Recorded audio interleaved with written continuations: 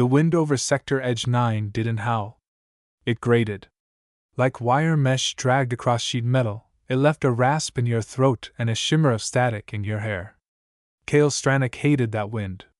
It reminded him too much of the siege lines back in the Irelys campaign, where oxygen hissed out of dead suits and ghosts of command orders never fully cleared from comms. He knelt beside the fractured shell of a solar relay, fingers numb in patched gloves, trying to splice a corroded filament without burning through the node entirely. "Stupid ancient grid," he muttered, biting the cap off a voltage tester. The relay sparked once, sizzled, and died. Again. Cale cursed, stood up, and surveyed the wasteland around him. The old neutral zone had long since turned to ash fields and forgotten wreckage. 30 miles of dead terrain in every direction. No drones. No satellites. No one watching. Supposedly. His rover was parked a dozen meters off, camouflaged with UV mesh and thermal suppressors. A precaution, not a luxury. He'd learned not to trust still skies. But that's when he saw it, half buried in a curl of scorched earth. At first glance, it was just another slagged heap of composite armor. Maybe a fallen courier drone or the husk of some forgotten mech limb. But it had curves. Not mechanical. Organic. Cale approached carefully, boots silent in the silt. The shape came clearer, limbs curled into herself, a tail limp beneath soot and melted polymer threads. Fur, if you could call it that, matted down in violet-black streaks. And ears. Tall, triangular, twitched faintly in the wind. Not human. Not synthetic. Alive. He knelt beside her, brushing dust from her shoulder. Her skin was warm under the grime. Weak pulse. Still breathing. "Shit," he breathed, glancing around. No one. Just ash. Just her. He lifted her gently. Her weight barely pressed against his chest, but the trust implied in carrying someone unconscious out of hell, it settled deeper than the bones. "I've got you," Cale whispered. "Whatever you are." He brought her into the rover. And that's where everything began. Cale set her down on the padded bench in the back of the rover, brushing aside scattered tools and a half-coiled cable spool. The air inside still carried the scent of solder and grit, but it was warm, dry, alive. She didn't stir, even as he angled her closer to the vent, letting recycled heat trickle across her collapsed form. He knelt beside her. Up close, the details became sharper. Her fur wasn't just violet, it shimmered where the grime didn't fully smother it, catching the dim rover lights like spun starlight. There were stripes too, darker plum bands spiraling down her arms and legs. Some seemed natural. Others weren't. He spotted burns beneath the fur. Uniform. Circular. Branding, maybe? Restraints. His hand hovered near her throat where a thin metal collar hung askew. It blinked faintly with dead circuitry. Tampered. Disabled. Someone hadn't just lost her. They'd thrown her away. Cale swallowed hard and stood. The rover hummed as he settled into the pilot's seat, fingers gliding over the ignition interface. "We're not staying out here." He drove. Ash fields blurred past the windshield, painted in rust and neon flickers as dying satellites blinked overhead. Twisted metal towers marked failed settlements. Dead things, all of them. This stretch of the planet was supposed to be uninhabitable. That's why Cale lived here. But she wasn't supposed to be here either. He glanced in the rearview. She hadn't moved. Just curled tighter under the thermal layer he tucked around her. Her tail flicked once, barely. Still alive. His outpost, if you could call it that, came into view under the skeletal shadow of a collapsed mining dome. Reinforced doors, power spliced from 3 solar brands, thermal vents rerouted manually. Ugly, but safe. He rolled into the garage bay and cut the engine. The silence pressed in immediately. "All right," Cale muttered, looking back at her. "Let's figure out what the hell this means." She didn't answer, but somehow, he felt the question wasn't one he'd be asking alone for much longer. He lifted her again, careful not to jostle the collar. Her breath was steady now. Shallow, but there. Inside the compound, dim lights flickered to life. His heater unit buzzed as if it hadn't slept. Cale laid her on the cot near the warmest vent, set the med scanner armature above her chest, and waited. The results scrolled in slowly, like the system knew this wasn't standard. Species: unknown hybrid, Vulpine. Neural markers: elevated stress. Recent trauma. Damage: 2 fractured ribs. Superficial burns. Mild dehydration. Implants: unknown. Dormant. Cale blinked. The neural patterns pulsed erratically. Not random. Like code, language. Someone had wired her brain to interface with something. "Why the hell would they do this?" he whispered. "What were you meant to be?" No answer. Just the gentle hum of the scanner, and the hiss of steam from the heater. He pulled an old thermal blanket from storage, laid it over her, and sat down nearby. "You're safe," he said, unsure of who he was trying to convince more.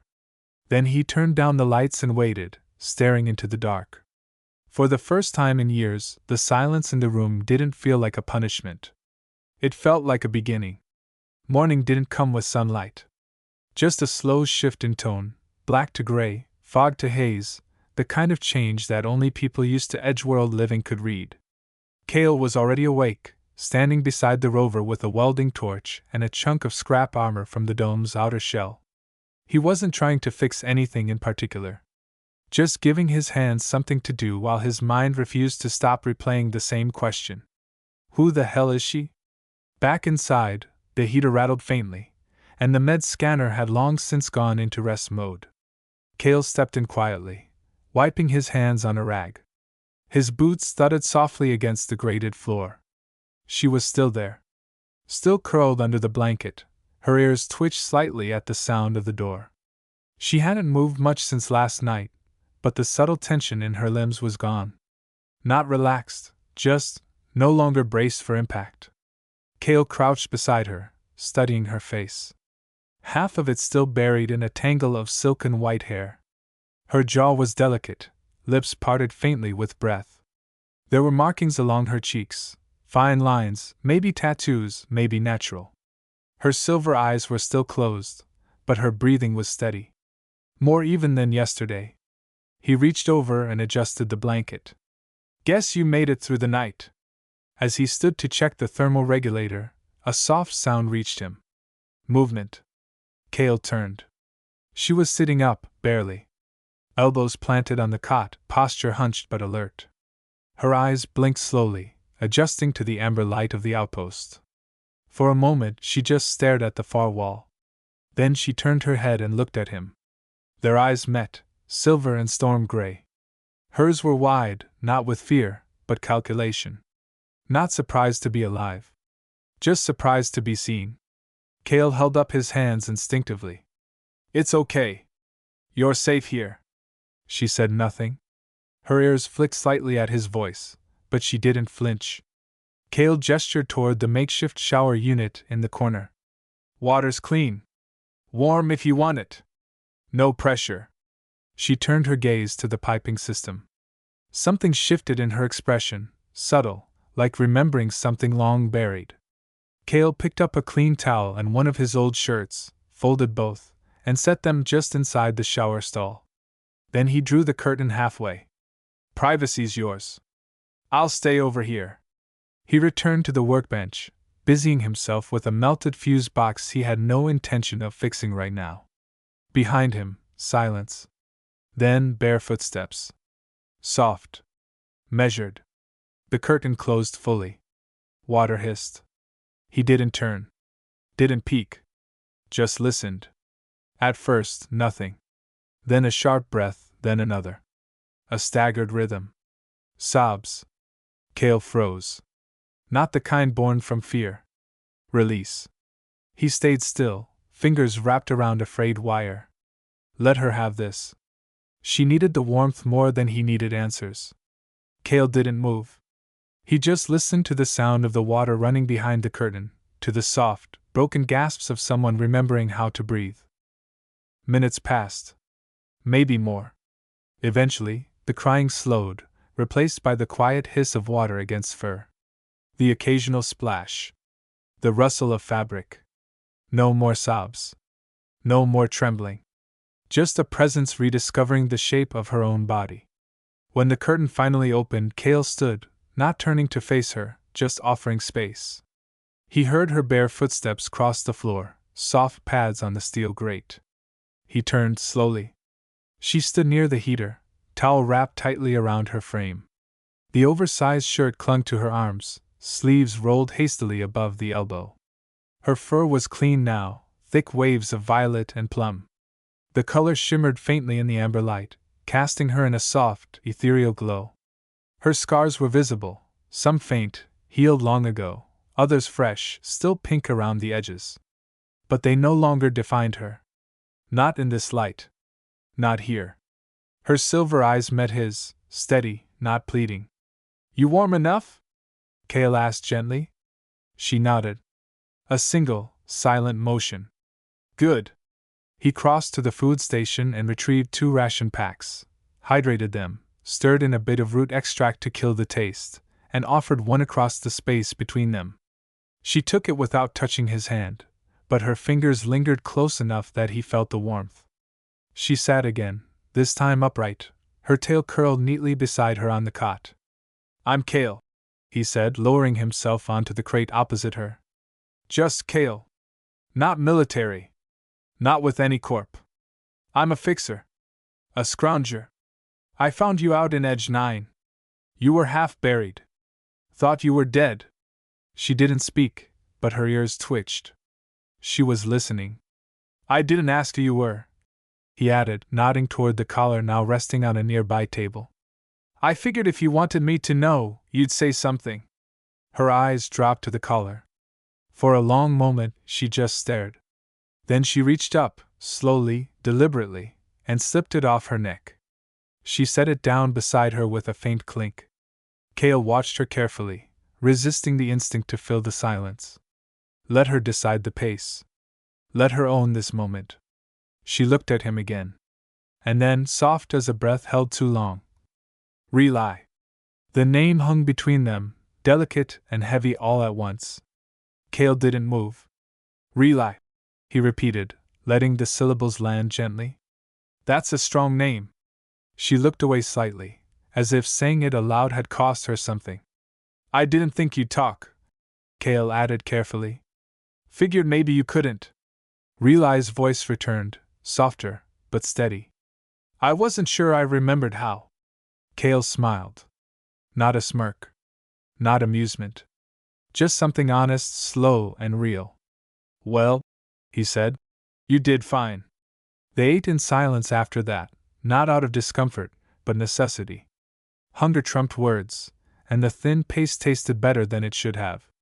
Maybe it was the warmth. Maybe it was the company. Reely sat with her legs folded under her, chewing slowly. She was careful, every motion calculated. Cale watched the way she gripped the pack, precise but tense, as if she expected it to vanish from her hands at any moment. She was used to losing things. When they finished, Cale collected the empties and set them aside. He didn't speak again until she did. This place, she said at last, her voice low but clear.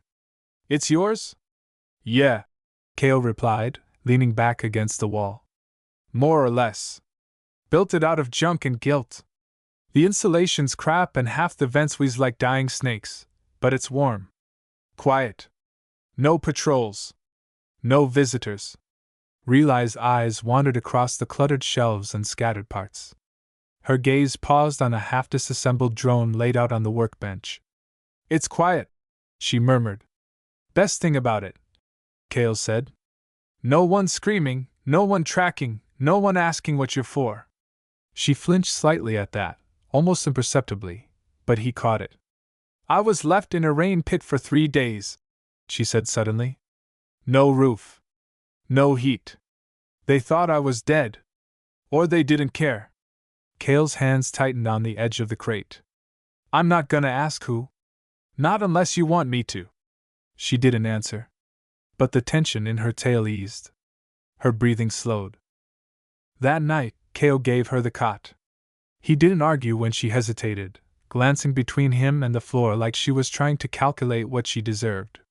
"Don't even start," he said as he unfurled a thermal mat near the heater. "I've slept on worse. You're not taking anything from me." She watched him for a long time. Not with suspicion. With disbelief. Her long violet tail curled neatly around her feet. She pulled the blanket up to her chest in small, careful motions. Still flinching slightly when the heater cycled. But less than before. Cale didn't ask more questions. He let her exist. Quietly. Without expectation. Eventually, her breathing deepened. Her posture loosened. Her head tipped slightly against the wall. She slept. Cale lay on his side across the room, staring at the ceiling. Why her? Why leave something so obviously unique, so clearly intelligent, in a place like Edge 9 to rot? He didn't know. But something told him he wasn't done learning. The outpost hummed softly in the pre-dawn haze, its thin solar shielding just beginning to absorb what little light filtered through the rust-tinged sky.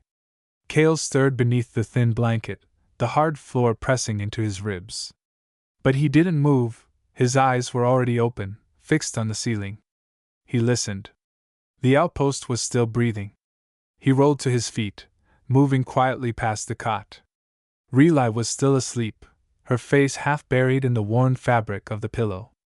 Her ears twitched faintly, but her expression was soft. Not tense. Not coiled. Peaceful.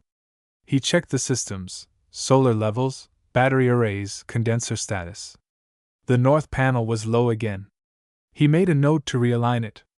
Inside, the heater buzzed to life again, the room warming by degrees.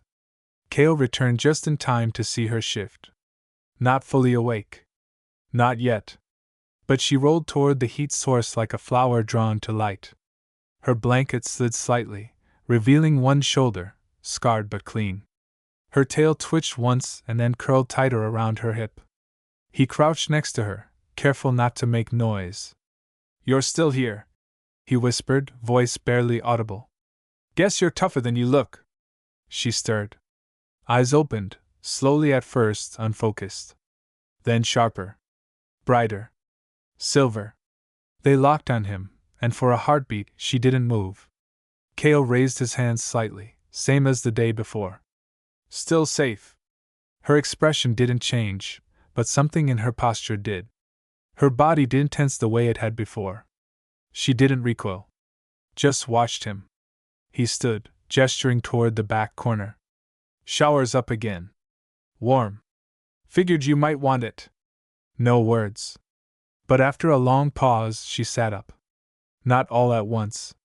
Her body moved with careful deliberation, as if testing each joint for betrayal. But she stood, crossed the room slowly, and paused at the stall's threshold. Cale didn't speak. He simply laid a clean shirt and towel across the divider and turned away. She disappeared behind the curtain. This time, there were no sobs. Only water. He busied himself at the bench, eyes fixed on a dead circuit board. Behind him, steam filled the room, thickening the air, curling against the ceiling in waves. The quiet was full. Not heavy. Not empty. When the water stopped, he didn't turn until the curtain whispered open. She stepped out, hair damp, for darker with moisture, clean lines of violet and plum glowing faintly under the lights. She walked with more strength now. Still cautious, still aware, but not hunted. She stopped by the heater again, rubbing one arm absently. Cale turned. Their eyes met. He smiled softly. "Better?" Relay nodded. Then, after a beat, "It doesn't smell like death anymore." Cale chuckled. "High praise. I've been working on that." She didn't smile. But her ears twitched, and her tail brushed the floor in a slow arc. She was warming, inside and out. Cale poured 2 cups of synth brew, an old habit from his days in the salvage rings. The mix was bitter, barely drinkable, but warm. He offered one across the table. Relay accepted it without hesitation this time. No flinch. No pause. Her claws wrapped around the mug with surprising delicacy, and she exhaled into the steam like she'd done it 100 times before. "You sleep okay?" Kale asked. She nodded, slowly. It was quiet. He arched an eyebrow. You remember quiet? Her silver eyes flicked toward him, gauging the risk and honesty. Once. A long time ago. Kale didn't push. Just nodded and sipped. They sat like that for a while, side by side at the old workbench, surrounded by disassembled drones, scorched resistors, and silence. But it wasn't awkward. It was companionable. Something neither of them had earned in years. Eventually, Kale tapped the husk of a damaged scout drone beside them. You any good with tech? Reali's ears perked slightly. Why? Last night, he said, you were staring at the coolant line like it owed you a personal apology. Most folks see junk. You looked like you were reading its diary. Her eyes lingered on the drone. It's wired wrong, she said simply. Secondary nodes pulling excess current. You've got resistance looped into a fault path. Kale blinked. Didn't expect a full diagnosis, but sure. That tracks. Fried 2 of those before figuring it out. She tilted her head. Would you like help? He hesitated for a breath. Then nodded. Yeah. Sure. If you feel up to it. Kale pushed the tray of tools toward her. She reached for the micro-welder and soldering tweezers with confident, practiced movements. Her hands moved without hesitation, stripping wires, rerouting channels, bending a damaged lead back into place. Kale leaned on his elbow, watching in silence. You do this a lot? He asked. I used to, Reli replied, not looking up. Before. Before what? Her hands paused for a second, just a second, then resumed. I was something else, too. Once. Kale nodded slowly. Well, whatever you were, you're still something now. And for the first time, she smiled. It wasn't wide. Wasn't dramatic. But it was there, just beneath the edges of her eyes, a faint softness that hadn't existed the day before.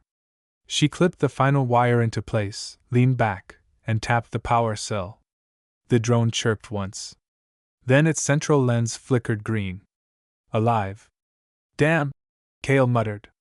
You really do know your way around circuits. Reli brushed a lock of damp hair behind one ear.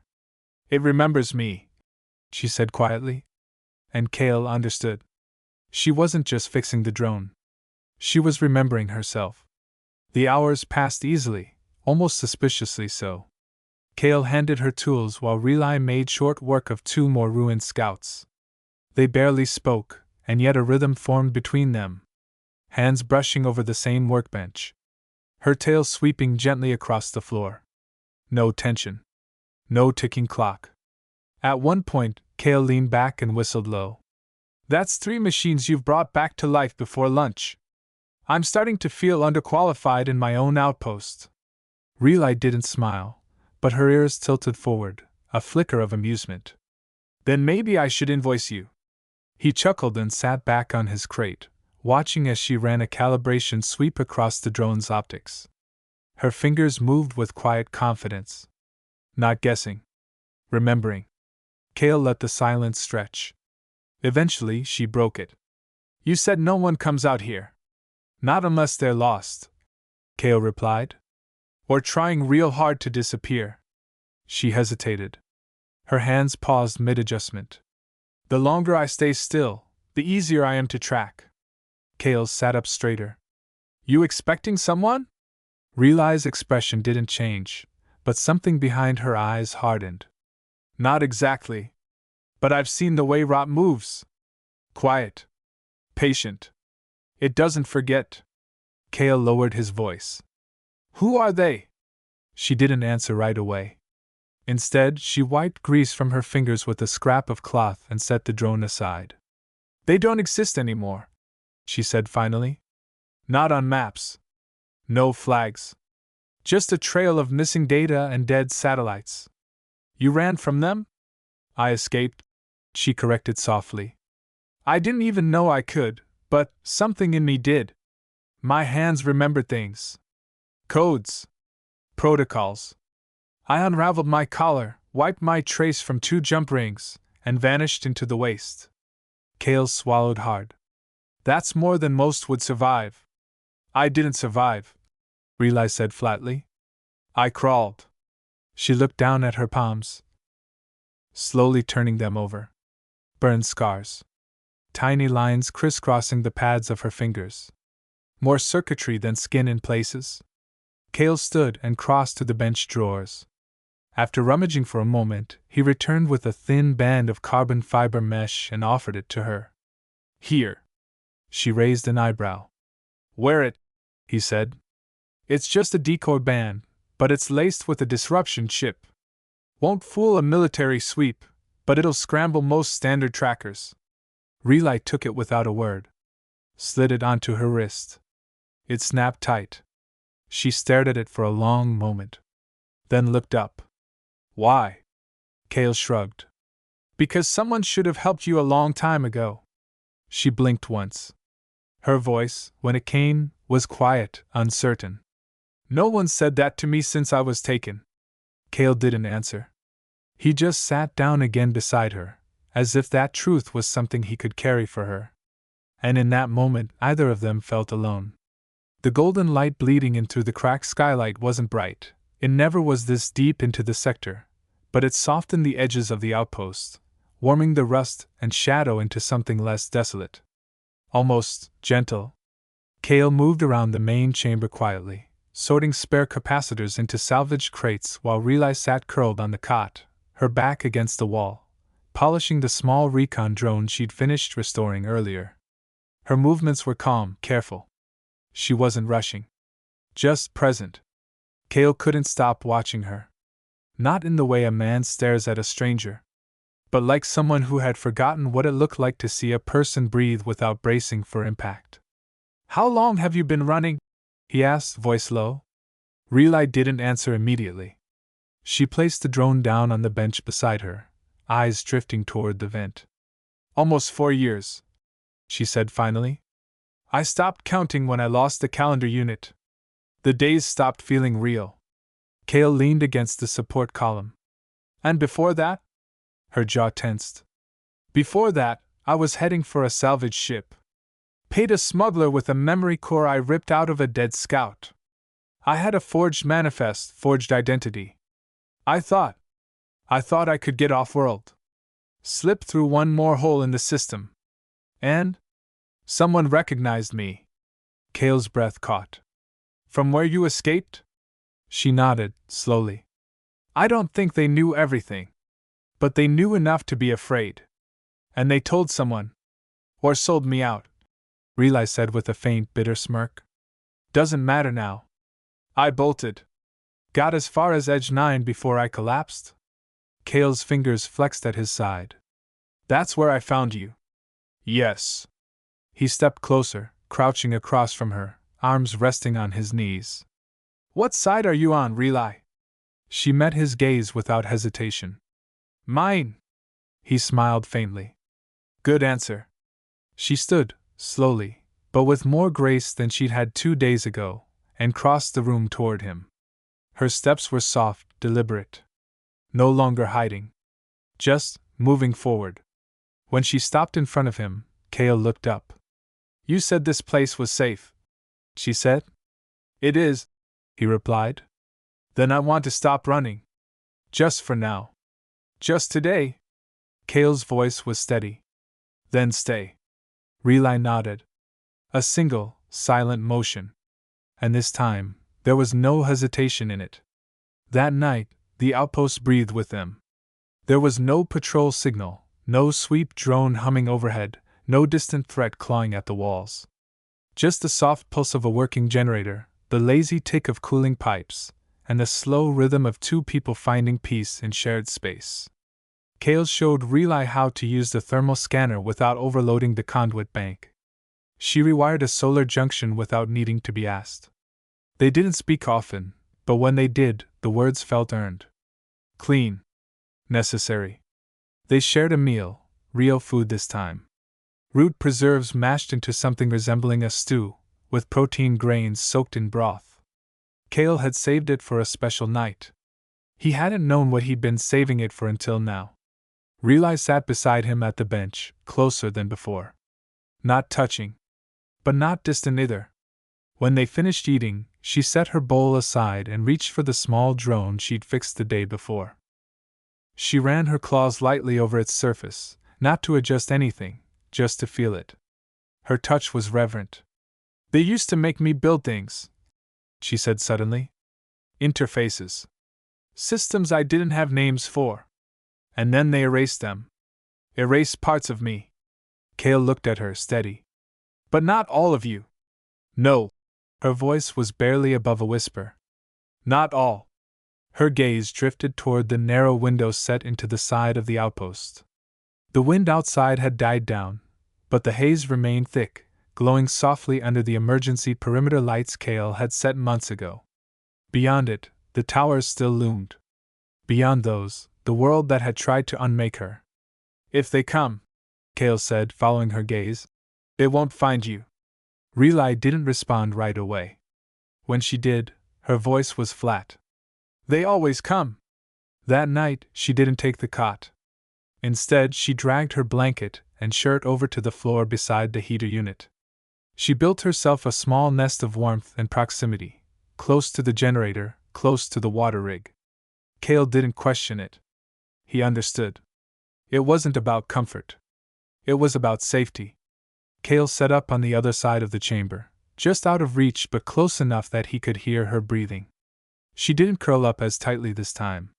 Her shoulders stayed loose. Her ears twitched less at the creaks and hums of the night.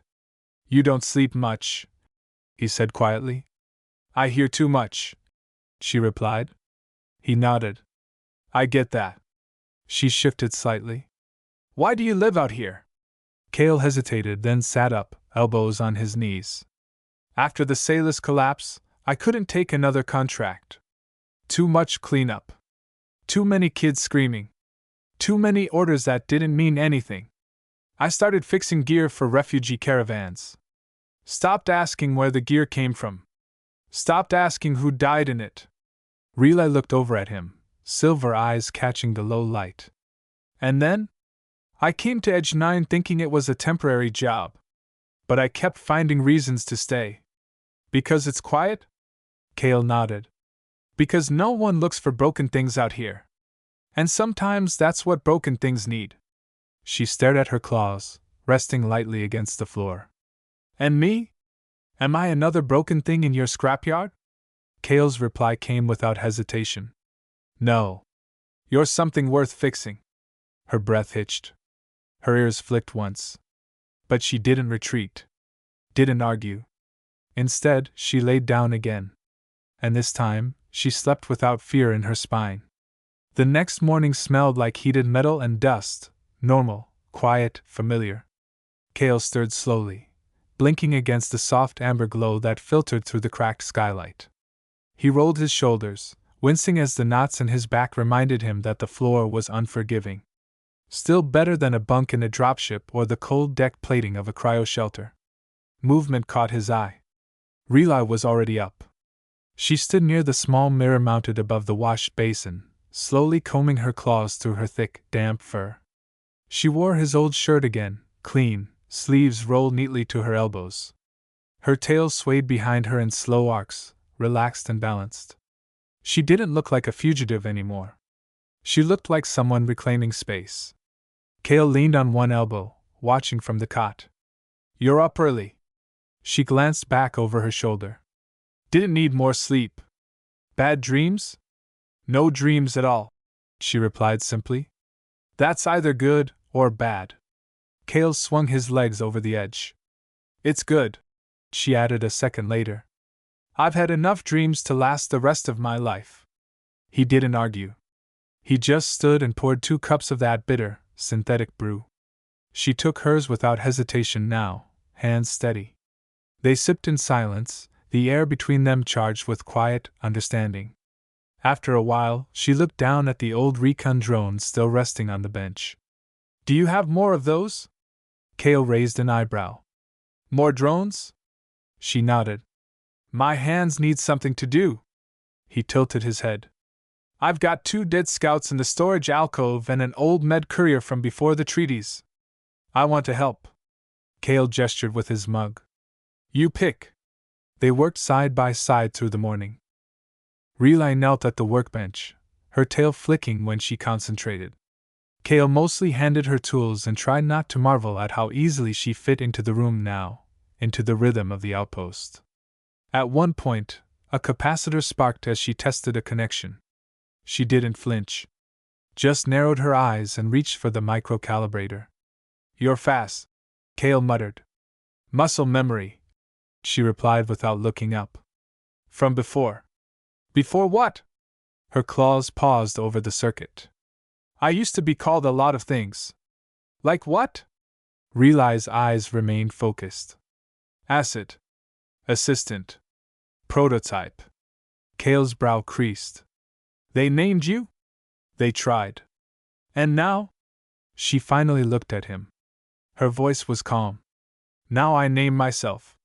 The drone's lens lit up with a soft ping, green. "Alive." Kale sat back on his crate, shaking his head.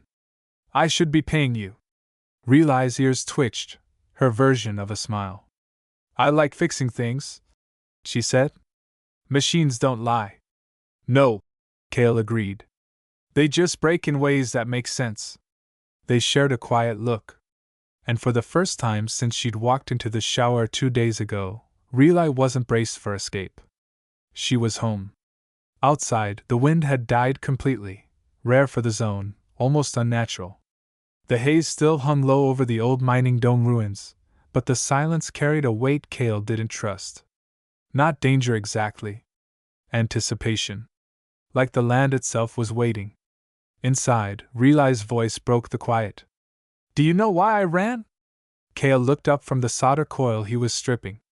"I figured someone wanted to own you." "They did," she said simply. "And when that didn't work, they tried to erase me." She was seated near the heater again, cross-legged on the mat she now claimed like it was always meant for her. The drone she'd fixed earlier chirped softly beside her. "I was meant to interface with command systems, live code, neural mesh routing. I could reroute a power grid with my eyes closed. Shut down fusion reactors. Pulse a satellite relay with thought. They called it adaptive evolution. I was just a proof of concept." Kale lowered his tools. "Weaponized?" "Eventually," she replied, voice low. "But I didn't stay under their thumb long enough to see the final version." He leaned forward. "They built you to win wars." She nodded. "And I escaped so I wouldn't become one." They sat in silence for a moment, her words hovering between them like a held breath. Then Kale stood, walked to a drawer beneath the bench, and retrieved something narrow and wrapped in cloth. He offered it to her. "A mesh signal scrambler," he explained. "I've been saving it for emergencies. This will mask your implant pulses from even advanced scans. Won't last forever, but it'll buy you days at a time." Relay accepted it carefully. She didn't thank him. Not with words. But she held it like it was something precious. Kale cleared his throat. "Why are you telling me this now?" She looked up. "Because you didn't ask." He sat back down on the crate across from her, resting his elbows on his knees. "And if I had? I wouldn't have answered." She smiled then, only slightly, only briefly, but Kale caught it. A flicker of something thawing. "I think I'm ready to stop surviving," she said. "Just for a while." Kale nodded. "You're not alone in this anymore." She looked down at the cloth-wrapped device in her hands, then up at him. "Then I need to help. Build something again. Not just machines." "You already are," Kale said. She blinked. "What am I building?" He gestured around them. "This. A space to belong. Something worth staying for." Relay looked around the room, the patched walls, the soft hum of systems, the dust-filtered sunlight, and nodded. "I think I want that." The next 2 days passed not in a rush, but in a rhythm. Relay settled into the outpost like it had always known her. Her steps stopped tiptoeing. Her ears stopped darting at every sound. And her tail, so often curled tight against her side, now swept lazily across the floor when she walked. She claimed the workbench as hers. Kale didn't mind. In fact, he caught himself watching her more than working. The way she recalibrated a busted solar converter with a scrap from a drone lens. The quiet hum she made while syncing diagnostic pulses. The way she mouthed data sequences under her breath like a forgotten language. At night they ate together. Never fancy. Usually warm. Always quiet. And it was enough. Until Cale asked the one question he hadn't dared voice. "You ever think about going back?" He said it without looking at her, his eyes fixed on the cracked rim of his tin mug, fingers tightening on the handle. Relay sat across from him, legs folded under her, sleeves rolled, silver eyes sharp even in low light. "Back where?" she asked flatly. "To wherever it started. Not for revenge. Just closure." Her jaw flexed. "Closure is a myth built by people who weren't caged." Cale didn't argue. He just nodded. "Fair." Relay leaned back slightly, gaze drifting toward the sealed hatch. "They didn't just cage me," she said. "They ran tests. They made me build systems and then wiped them from memory. My memory. They made me forget my own designs. You know what it feels like? To hold something you know you made and not recognize it?" He swallowed. "I can't pretend to. It's like looking at your own name and not knowing if it belongs to you." Cale stood and walked to the small projection node embedded in the corner panel. He powered it on and loaded a local map, sector scans, outdated but reliable. He rotated it until the empty space northwest of Edge 9 came into focus. "This is off-grid," he said. "Old refueling station. Abandoned. Half-automated. No patrol routes. No data feed. Might still have a functioning core." Relay joined him, eyes scanning the grainy projection. "Why show me this?" "Because you said you wanted to build something. Not just machines." Her ears twitched. "A future?" He nodded. "We make our own maps now." She stared at the blinking dot marking the station. The silence stretched between them, not cold, not empty. Just full of meaning. Then she whispered, "What if they find us?" Cale turned to her. "Then we run. But not until we have to." She nodded slowly, eyes still fixed on the map. And when she looked at him again, she said something simple. "I want to go there. Not to hide. To start." Cale powered down the node. "Then we will." That night, they didn't talk about plans. They didn't talk about what it meant to pack or leave or stay. They didn't rehearse escape routes or update emergency protocols. They simply coexisted.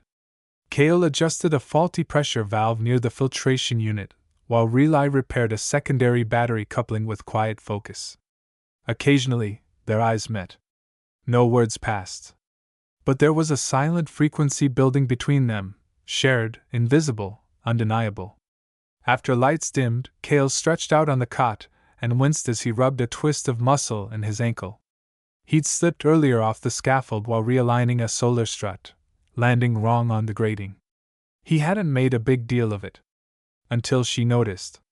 "You're doing that wrong," Relay said from the heater corner, her voice calm but edged with certainty. Cale blinked. "What?" "You're wrapping too tight. You'll cut off circulation." He opened his mouth to defend himself, but she was already standing, already moving with purpose. She knelt in front of him, brushing his hands aside. Her touch was gentle but firm, her fingers warm through his skin. She undid the bandage with care, rewrapping it with measured precision, each layer smooth and snug without pressure. Cale stared at her, silent. "I used to treat injuries," she murmured, "before they changed my function." He didn't speak. Just watched her work. When she finished, she didn't move away.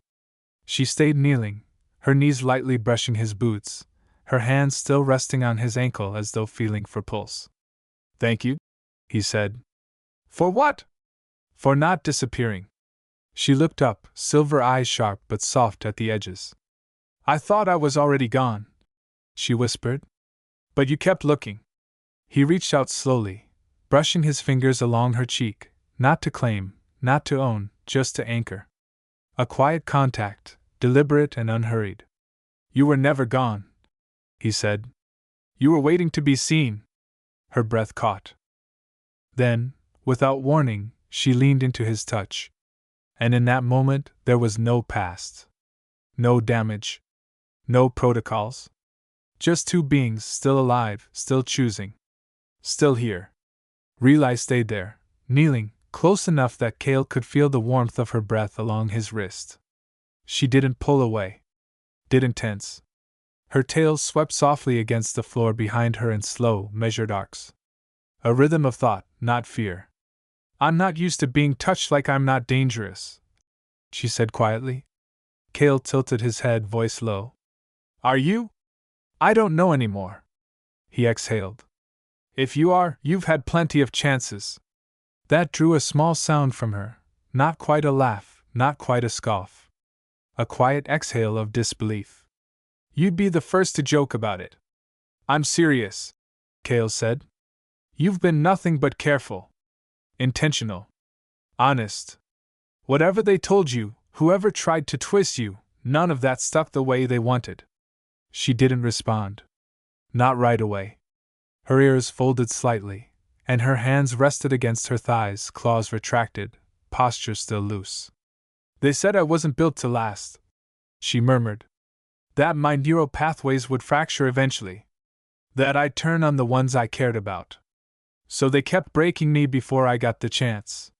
Cale leaned forward slowly, resting his forearms on his knees. You haven't turned on me. Not yet, she said, almost bitterly. And I'm still not scared, he replied. Relay looked up sharply, studying him. There was no flicker of challenge in her expression. No heat of threat. Just disbelief. She opened her mouth, closed it, then tried again. Why? Cale didn't blink. Because I've seen monsters. Real ones. And not one of them ever cried when the water was warm. That stopped her cold. Her lips parted slightly. Her breath slowed. The silence between them curled inward, not tense, but deep. Then she rose to her feet, graceful and unhurried. She moved across the room toward the window, her silhouette sharp against the violet light bleeding in from the haze outside. Cale watched her. She stood with her arms folded under the oversized shirt, tail low but relaxed, ears twitching faintly at the whisper of the wind beyond the wall. You think there's a place left in the galaxy where someone like me could belong? She asked softly. Cale rose and crossed to her side. I think you already found it, he said. She didn't look at him. But her voice, when it came again, trembled faintly with something that might have been hope. Then I'll stop running, she said. At least for tonight. Cale nodded. Tonight's enough. Later that evening, as the outpost fell into the hush of low-power mode, Relay sat beside Cale near the cracked window, their backs pressed to the steel wall, and a worn thermal blanket spread loosely across their legs. Neither of them had spoken in nearly 20 minutes. But it didn't feel like silence. It felt like something shared. Her tail occasionally brushed against his thigh. Not by accident. Not with urgency. Just there. Present. Real. I used to think if I escaped I'd be free, she said softly. I imagined finding some untouched corner of space, something clean. But everything's been touched. Cale nodded. Maybe the trick isn't finding clean places. She looked at him. Maybe it's building one, he said. Relay's silver eyes lingered on his face longer this time. She didn't smile, but she didn't look away either. Her hand reached up, slow and cautious, and brushed her claw along his jaw. Delicate. Testing. She paused at the scar near his temple, an old shrapnel line, still faintly ridged beneath the skin. You have a scar, she murmured. Old injury, he replied. Doesn't bother me anymore. She traced it once thoughtfully. I like that it's still there. Why? Because it means you healed, but you didn't hide. That answer hit deeper than it should have. Cale turned his face slightly, eyes locking with hers. You're not the only one who lost things. Relay didn't flinch. What did you lose? My sister, he said quietly.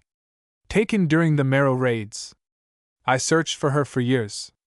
After a while, I wasn't sure if I was looking for her, or for something to believe in. She tilted her head and rested it lightly against his shoulder.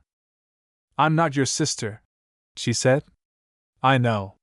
But I want you to be someone I don't lose. She closed her eyes, her breath steady and slow. Her fur brushed against his cheek. For the first time, she didn't carry the shape of a weapon, or a prototype, or a fugitive. She carried the shape of someone choosing to stay. Cale didn't speak again. He just let the moment hold. And she let it hold her back. The next morning wasn't marked by alarms or threat alerts. No low orbit pings. No urgent systems warnings. Just a slow, easy transition from dim amber to soft gold as the outpost's solar system kicked to life.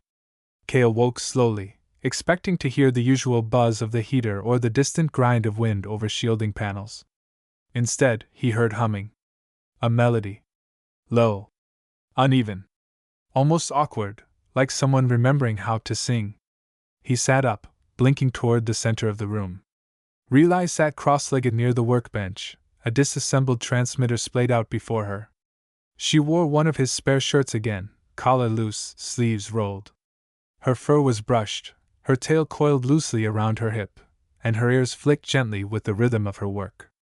You sing when you work now? Cale asked, voice still rough with sleep. She didn't look up. Apparently. Wasn't sure that was a thing you did.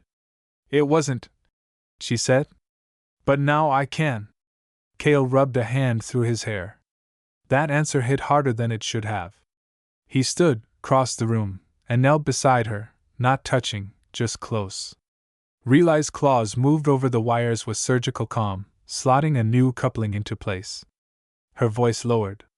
I keep wondering what I'm supposed to be now. Cale tilted his head. What do you mean? I wasn't raised to become a person. I was trained to become a tool. A function. They didn't teach us to hope. Or wonder. Just calculate. Execute. Survive. She paused. Her hands stilled. I keep thinking I'll wake up, and all of this will be gone. That I'll go back to being something made. You're not going back, Cale said firmly. And you're not something. You're someone. Relay finally looked at him. The silver in her eyes was softer now, less reflective, more real. Then what comes next? She asked. Cale reached behind him and pulled out a small device, an old map node. The one she'd helped repair a few nights back. He powered it up, and a pale blue projection flared to life between them, a schematic of the sector, half-labeled, glitching in the corners, outdated. But empty. Unclaimed. Possible. He said it between them. We make the future ourselves, he said. Not all at once. Just, choice by choice. Relay stared at the flickering map. Then she picked up the stylus, hesitated for only a second, and drew a slow arc through the dark space west of the nearest collapsed calm tower. There, she whispered. Cale looked at her. That where we're going? She nodded. It doesn't matter what's there. It's ours now. He smiled. Together? She looked at him. Always. Weeks passed, not marked by alarms or hunger or escape routes, but by rhythms. Steady, small, earned. Mornings began with quiet cups of bitter synth brew and short exchanges. Relay had taken over regulating the hydro rig and had even coaxed life from a dozen sprouting seedlings Cale had long given up on. She adjusted the nutrient feed, repaired the cracked root filters, and smiled, actually smiled, the first time a single green stem curled through the dusty planter net. Cale pretended not to notice. Evenings were filled with gentle light and fewer words. Relay started humming again while she worked. This time, the tune stayed steady. She stopped asking permission to touch things, tools, drones, diagnostic hubs. She didn't flinch at loud noises. She didn't scan every corner like a hunted creature. She had made the outpost hers. Not by claiming it, but by healing in it. Cale only realized how far she'd come when she passed him a repaired intake valve without comment, sat beside him on the floor, and leaned into his shoulder. He didn't move. Just let her weight settle there. Solid. calm. They sat like that for a while. You don't ask me for anything, she said. Kale glanced down at her. Should I? She shook her head. Everyone I've known who wanted something from me asked first, then demanded, then took. I'm not everyone. She nodded. I know. Her voice was softer now. Worn but whole. Later, she watched him sort through a pile of salvage, her head tilted, one hand resting over her collarbone. Her scars had faded slightly in the weeks since the rain-soaked mud of Edge 9. But Kale still saw them when she reached across the table or brushed hair behind her ear. Not because they defined her, because she no longer hid them. You said you used to search for your sister, she said one night. Would you have stopped if you knew she was gone? Kale was quiet for a long time. No, he said finally. Because I needed her to be somewhere. Even if that somewhere wasn't here. Relay looked down at her hands. Then maybe I'm your somewhere. Kale didn't smile. He reached for her hand, threaded his fingers through hers, and held tight. You're not a somewhere, he said. You're someone. Her breath caught. She didn't let go. And this time, either did he. It started with a hum. Not the soft, warm kind from inside the outpost, the kettle coil, the drone core, the old heater unit groaning to life. No. This was sharp. Cold. Artificial. Kale froze mid-step near the long-range comm panel, a wrench half raised in his hand. Then the node pinged. A signal. Encrypted. Narrow band. Military grade. Not a transmission. A scan. He didn't curse. He just moved. Quick, practiced. Within seconds, Relay was beside him. She didn't speak. She didn't have to. Her ears were upright, twitching for echoes beyond the wall. Her tail stilled. Her breathing shallowed. Focused. They're close, she said. Not triangulated yet, Kale replied. Could just be a blind sweep. No, she murmured. It's focused. Patterned. She stared at the flickering pulse on the comm screen, eyes narrowing. They're searching for something. Not something, Kale corrected grimly. Someone. Relay didn't argue. She stepped away, already moving to the storage crate near the rear panel. She dragged out the decoy netting, the static dampening wraps. Her motions were precise, fluid. Kale joined her. I've got a backup rover. 2 clicks north. Short jump capable. Low emissions. And after that? He hesitated. There's an old refueling station near the Perth belt. Off every system's radar. Nothing but dust and half-dead solar collectors. Relay looked up at him. That's not a future. It's a start. She didn't answer right away. Her expression tightened. Her claws curled into her palms, not out of fear, but calculation. Then her voice dropped. I don't want to run again. Kale stepped forward, both hands settling gently on her shoulders. Then don't. They'll kill you if they find out what I am. Then I'll lie better than anyone ever has. The comm pinged again. Closer. She stared at him. Not blinking. Not breathing. Her eyes shimmered like storm glass. For a long, hard-wrung second, either of them spoke. Then, you'd risk everything, she whispered. I already have, Kale replied. The silence after that was thick, electric. Relay exhaled hard. We can't stay here. I know. She stepped back, grabbed the gear sack. You pack what matters. I'll erase our heat trace. Kale reached for the encrypted drive, the repaired drone, and the collapsible med unit.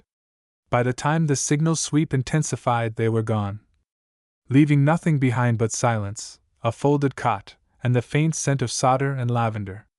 Night had collapsed hard by the time they crested the ridge. The old rover Kale had hidden beneath a layer of busted servos, and thermal mesh roared to life beneath their weight, coughing through years of dust and disuse. Its shielding flickered once, stabilized, then dropped them off the active grid. Kale drove. Relay sat beside him, one hand gripping the handlebar, the other resting on her thigh. Her eyes never left the sky. Her ears tracked every distant vibration in the wind. But she wasn't panicked. She was prepared. "How much time do we have?" she asked. "An hour. Maybe less if they scan the ridge line. Then we don't stop." They didn't. The rover tore across the ash plain in a cloud of dust and static. Behind them, the beacon towers on the edge of Zone 9 began to blink in sequence, red to amber to white. "They've locked onto the outpost," Cale muttered. "Might have found the heat signature from before we dumped the cot. They'll find it empty. That won't stop them from sweeping for biological residue." Relay didn't flinch. "Let them look. I'm not hiding anymore." Cale glanced at her. She wasn't just determined. She was incandescent. They rode in silence. The perimeter lights disappeared behind them. The landscape shifted. Jagged ruins gave way to open flats, broken relays, shattered transport rings, the remnants of old-world tech scattered like bones. Then there it was. A rusted tower jutted from the flatland like a broken tooth, part of the forgotten Perth relay network, collapsed decades ago. The station beside it was still standing, barely. No lights. No energy readings. No heat. Just dust and dark metal. Cale pulled the rover behind a rocky overhang and cut the engine. "This is it," he said. Relay stepped out first, her boots sinking slightly into the soft grit. She didn't hesitate. Didn't sniff the air like prey. She just walked forward, head high, tail low, eyes sharp. Cale followed her up the incline. Together they reached the front panel of the station, a dented hatch sealed with a rusted manual crank. Relay placed her hand on the lock. Closed her eyes. "Still wired for analog fallback," she said. "Give me 30 seconds. Cale stood back. Her fingers moved like they'd always belonged there. Bypassing 3 old failsafes, she rotated the crank. The door groaned, then slid open with a burst of stale air and drifting lightless space. Inside was dead wiring, collapsed ceiling plates, and an ancient console unit pulsing once every 8 seconds, heartbeat slow.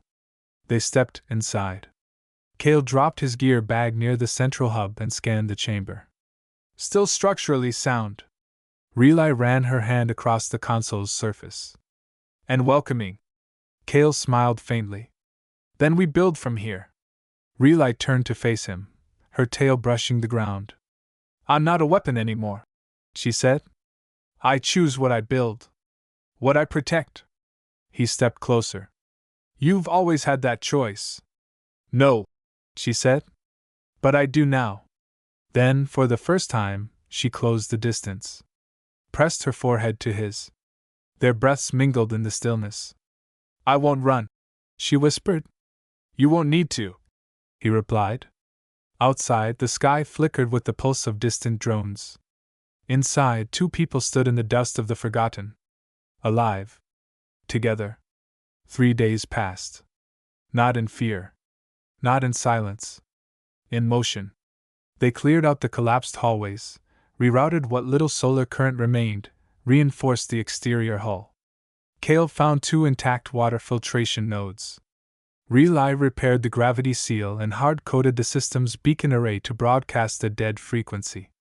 So if they scanned for life, all they'd find was static. Every hour brought another small victory. A light that didn't flicker. A heater that didn't buzz. A wall that didn't leak air. And each night, they returned to the main chamber, shared food, shared breath, shared rest. They slept close, not out of necessity, but because they could. No longer wary. No longer flinching. Just warmth. Contact. Safety.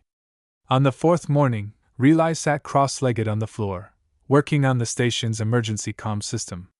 Her fur glowed faintly in the rising light, purple and plum, braided with strands of her own wiring work. She looked up as Cale approached, holding 2 tin cups of steaming tea. "Status?" he asked, offering her one. She sipped. "Better than dead. The transmission hub is almost clean. It won't connect to the galactic net, but it'll let us speak to any non-military bands." "Good," he said. "We'll choose who hears us." She smiled faintly, then lowered her voice. Do you ever think about what would have happened if you hadn't found me? Kales sat beside her. Sometimes. Then I stop. Because I did. She reached out slowly, brushing her fingers against his chest, over his heartbeat. You gave me time.